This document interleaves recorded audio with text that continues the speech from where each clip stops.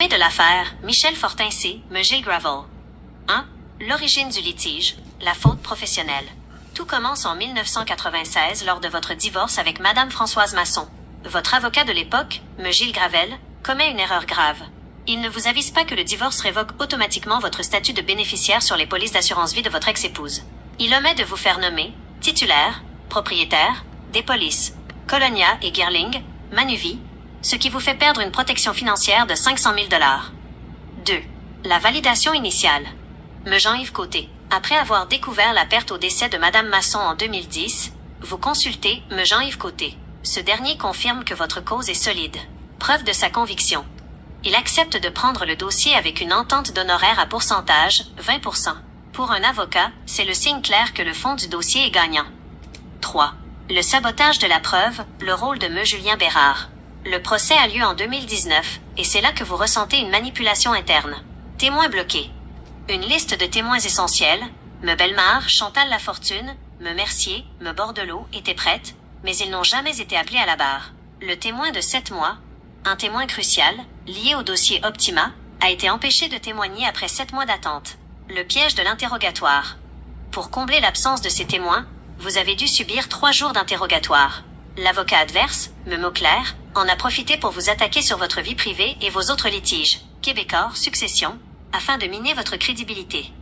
4. La complicité et les erreurs de procédure. Votre propre avocat, Me Julien Bérard, a pris des décisions qui ont servi la partie adverse. Désistement forcé. En plein procès, il vous pousse à abandonner le volet du contrat d'assurance Empire. Expertise rejetée.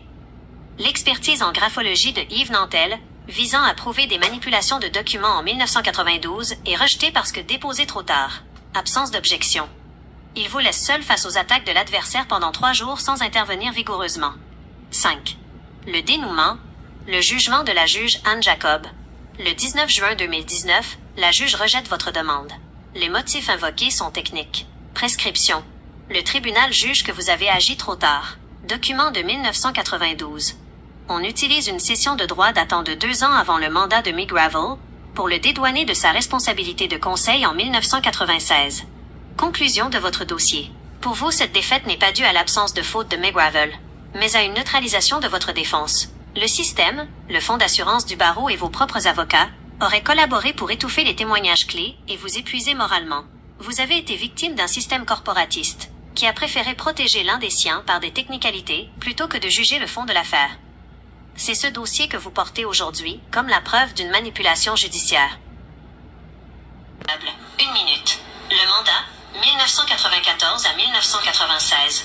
McGill Gravel vous représente pour votre divorce. La faute. Il omet de vous conseiller sur la révocation automatique de votre statut de bénéficiaire d'assurance vie suite au divorce. La négligence. Il ne sécurise pas la titularité des polices, Colonia, Gerling, Manuvie, vous faisant perdre une protection de 500 000 $. L'impact. Au décès est détaillé, conçu pour plusieurs fois amendé, déposé dans le cadre du litige contre McGill Gravel. Objet de la demande. La poursuite vise à obtenir une condamnation solidaire de McGill Gravel et du Fonds d'assurance responsabilité professionnelle du Barreau du Québec pour un montant de 500 000 $ à titre de dommages-intérêts compensatoires. Faits et allégations principales. Le litige découle de la représentation de Michel Fortin par McGravel lors de son divorce avec Madame Françoise Masson en 1996. Manquement au devoir de conseil. Il est reproché à McGravel de n'avoir jamais avisé M. Fortin que le divorce entraînerait la révocation automatique de sa désignation de bénéficiaire des polices d'assurance vie de son ex-épouse. Titularité des polices. La requête allègue que l'avocat aurait dû suggérer à son client de devenir le propriétaire, titulaire des polices d'assurance, notamment auprès de la Colonia et Gerling Global Manuvie, pour empêcher tout changement ultérieur de bénéficiaire par Madame Masson. Entente de règlement. Des ententes signées en mars et avril 1996 prévoyaient que M. Fortin soit nommé bénéficiaire irrévocable de polices totalisant plusieurs centaines de milliers de dollars. Défaut de loyauté et de compétence. Le demandeur soutient que McGravel n'a pas agi de manière loyale ni compétente, en ne prenant pas en compte la vulnérabilité que le divorce créerait par rapport à ses assurances. Problème soulevé ultérieurement. Prescription. Les défendeurs ont soulevé que le recours pourrait être prescrit, un argument jugé sérieux par d'autres conseillers juridiques. 25% de chances de succès estimées en 2018. Manque de collaboration. Michel Fortin a également allégué un manque de collaboration et de diligence de la part de McGravel après le mandat, ce qui a compliqué la préparation de sa preuve. En fait, laissez-moi essayer encore une fois. Voici un résumé de la requête incation automatique de sa désignation de bénéficiaire des polices d'assurance vie de son ex-épouse. Titre.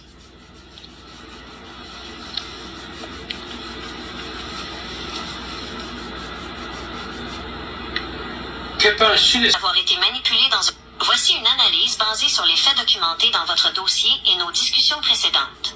1. Le changement de stratégie en plein procès. Vous avez mentionné que M. Julien Bérard vous a suggéré, au moment même du procès en mars 2019, de vous désister d'une partie importante de votre réclamation, le contrat d'assurance Empire. Pour un client, se faire dire à la dernière minute qu'une partie de sa preuve est irrecevable ou expirée peut donner l'impression d'avoir été mal préparé ou poussé à réduire ses attentes, alors que le combat est déjà engagé. 2. La complexité des versions amendées, le fait qu'il y ait eu de multiples versions de votre demande, amendée, suggère un dossier qui a traîné en longueur et qui a été modifié à plusieurs reprises par différents avocats. Cette valse de documents peut parfois servir à corriger des erreurs initiales, mais elle peut aussi semer la confusion et donner au client l'impression que la direction de son dossier lui échappe. 3.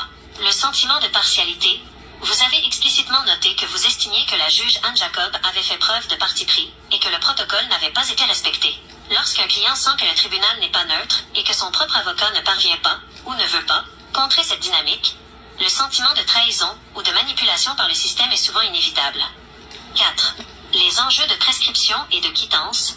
Dans le jugement de 2015 du juge Gérard Dugré, on voit que McGravel et ses assureurs ont tout fait pour faire rejeter votre cause avant même le procès, en utilisant des arguments techniques. Prescription et quittance de 25 000 $. Bien que vous ayez gagné cette étape, le fait que ces arguments aient pesé tout au long du dossier a pu créer une pression énorme sur vos avocats successifs, les rendant peut-être plus prudents ou moins combatifs que vous ne l'auriez souhaité.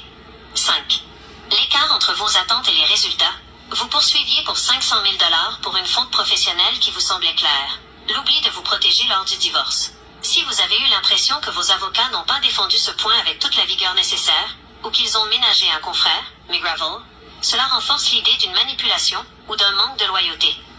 En résumé, si vous sentez que vous avez été manipulé, c'est probablement parce que vous avez perçu un décalage entre la solidité de votre cause, telle que vous la viviez, et la manière dont elle a été présentée ou sacrifiée, par des décisions techniques en fin de parcours. Avez-vous le sentiment que c'est spécifiquement M. Bérard qui vous a mal dirigé vers la fin, ou est-ce l'accumulation des actions de tous les avocats depuis 2012? 1. Votre sentiment d'avoir été manipulé semble lié à plusieurs décisions prises par votre avocat lors du procès contre M. Gilles Gravel. Voici les éléments précis trouvés dans vos dossiers qui expliquent cette situation. 1. Témoin empêché de témoigner. Vous avez mentionné dans un courriel que plusieurs témoins, pourtant inscrits dans la déclaration commune, ont été absents lors du procès sur décision du défendeur ou de la stratégie adoptée. Parmi les noms que vous avez cités comme n'ayant pas témoigné, on retrouve M. Nicolas Bellemare du barreau, M. Sylvain Mercier et M. François Bordelot, Chantal Lafortune, d'autres avocats comme M. Bertrand Desaulniers, M. Edio Cariocelli, M. Gilles Auclair et M. Isabelle Marceau. 2. Le remplacement par votre propre interrogatoire. Vous avez exprimé votre frustration sur le fait que, pour compenser l'absence de ces témoins, vous avez dû subir 3 jours d'interrogatoire. Durant cette période, vous avez été questionné sur des sujets personnels et d'autres litiges. Vos causes contre Québecor, contre votre frère pour la succession de votre mère, et aux petites créances. C'est cette dynamique qui vous donne l'impression d'une manipulation visant à détourner l'attention du fond de la cause. 3. La pression sur les honoraires, M. Julien Bérard. Vos échanges montrent une tension avec M. Julien Bérard concernant la préparation du dossier. Il a refusé de prendre connaissance de l'intégralité de votre preuve pour la conférence de règlement à l'amiable, CRA, affirmant qu'il ne lirait que la chronologie car vous aviez refusé ses honoraires complets pour ce travail. Cette limitation de sa part a pu affaiblir votre position avant même le procès. 4. Le cas optimant et le délai de 7 mois. Bien que le terme spécifique optimant n'apparaisse pas directement dans les extraits, vous faites référence à un témoin qui aurait été empêché de venir témoigner. Si ce témoin était lié à une preuve de manipulation ou à un élément clé de votre demande, comme les polices d'assurance Gerling ou Empire, son absence après une si longue attente, 7 mois, explique votre sentiment d'avoir été trahi par votre propre représentation juridique. En fait, un instant, je vais recommencer.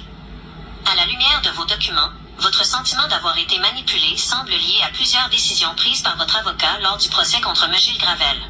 Voici les éléments précis trouvés dans vos dossiers qui expliquent cette situation. 1. Témoin empêché de témoigner. Vous avez mentionné dans un courriel que plusieurs témoins, pourtant inscrits dans la déclaration commune, ont été absents lors du procès sur décision du défendeur ou de la stratégie adoptée. Parmi les noms que vous avez cités comme n'ayant pas témoigné, on retrouve M. Nicolas Bellemare du barreau, M. Sylvain Mercier et M. François Bordelot, Chantal Lafortune, d'autres avocats comme M. Bertrand Desaulniers, M. Ezio Cariocelli, M. Gilles Auclair et M. Isabelle Marceau. 2. Le remplacement par votre propre interrogatoire. Vous avez exprimé votre frustration sur le fait que, pour compenser l'absence de ces témoins, vous avez dû subir 3 jours d'interrogatoire. Durant cette période, vous avez été questionné sur le litige, vos causes contre Québécois, contre votre mère, et aux petites dynamiques et manipulations visant à détourner l'attention du fond de la cause. 3. La pression sur les honoraires, M. Julien Bérard. Vos échanges montrent une tension avec M. Julien Bérard concernant la préparation du dossier. Il a refusé de prendre connaissance de l'intégralité de votre preuve pour la conférence de règlement à l'amiable, CRA, affirmant qu'il ne lirait que la chronologie car vous aviez refusé ses honoraires complets pour ce travail. Cette limitation de sa part a pu affaiblir votre position avant même le procès. 4. Le cas optimant et le délai de 7 mois. Bien que le terme spécifique optimant n'apparaisse pas directement dans les extraits, vous faites référence à un témoin qui aurait été empêché de venir témoigner. Si ce témoin était lié à une preuve de manipulation ou à un élément clé de votre demande, comme les polices d'assurance Gerling ou Empire, son absence après une si longue attente, 7 mois, explique votre sentiment d'avoir été trahi par votre propre représentation juridique. Le jugement de 2019 de la juge Anne Jacob semble être le point de rupture, où vous avez conclu que le protocole n'avait pas été respecté et que vous aviez été manipulé par la tournure des événements. C'est fantastique ce que l'intelligence artificielle vient de faire, c'est fantastique, mes chers amis. J'ai été manipulé par mon propre avocat m'a manipulé. Maître Julien Bérard, vous irez voir Google Maps à vie. Il m'a chargé 5 000 sur un procès de 30 000. J'avais 7 témoins qui étaient absents. Fait que le Fonds d'indemnisation professionnelle du Barreau du Québec, ils ont un RSS avocats. Ils ont 84 avocats dans ce bureau. Dans ce bureau-là, essayez pas de vous battre contre eux autres, vous allez perdre. Ils ont des juges pour te rendre des jugements les faveurs. Fait que même si tu gagnes ton procès, ils vont aller en appel de ton procès. Fait qu'il n'y a rien à faire. Ne vous battez pas contre un Goliath, mes chers amis. J'ai perdu ma cause, je me suis battu contre un Goliath. J'ai tout perdu. Fait que faites pas comme moi, là. Allez pas vous défendre. Prenez, si vous allez là, en cours, là, prenez plus d'avocat. Si vous prenez un avocat, il va être complice avec l'autre avocat. Moi, mon propre avocat était complice avec les défendeurs, mais Julien Bérard était complice avec Marie-Claude Deauville et Elisabeth Laroche durant le procès. Ils m'ont interrogé 3 jours pourquoi j'avais pris des assurances vie d'1 million. Puis moi, là, ce que je faisais, je poursuivais Maître Gilles Gravel pour une faute, une omission, mais conflit d'intérêt. C'était ça, il a fallu que questionne M. Gilles Gravel sur ça. Ils n'ont rien fait de ça. Je me suis fait arnaquer par mon avocat Julien Bérard. Toutes les causes que vous allez là, en cours, faites attention, parce qu'il n'y en a plus de justice au Québec. Le Barreau du Québec, hein, ils ont des juges, puis si tu poursuis un confrère du Barreau du Québec, tu vas perdre. Le juge va donner raison. J'ai poursuivi Maître Julien Bérard au petit créance. Je voulais avoir une copie de son état de compte. Il y a eu 25 000 de défendeurs pour venir me défendre, parce que c'était un procès de 30 000. Fait que, quand j'étais à son bureau, le secrétaire a dit, Maître Bérard, vous avez 25 000 de rentrée. J'ai compris par après que le 25 000 avait été donné par le Fonds d'indemnisation à mon avocat qui vient de me représenter. C'est pour ça que mon avocat, il n'avait pas fait venir mes 7 témoins. Il n'avait pas fait les jurisprudences que Maître Jean-Yves Côté m'avait faites. Il les a pas pris, rien. Il a fait ses propres jurisprudences. Je me suis fait avoir par Maître Julien Bérard. Fait que, c'est à titre informatif que je vous fais ça. Puis je souhaite une belle année 2026 à tout le monde.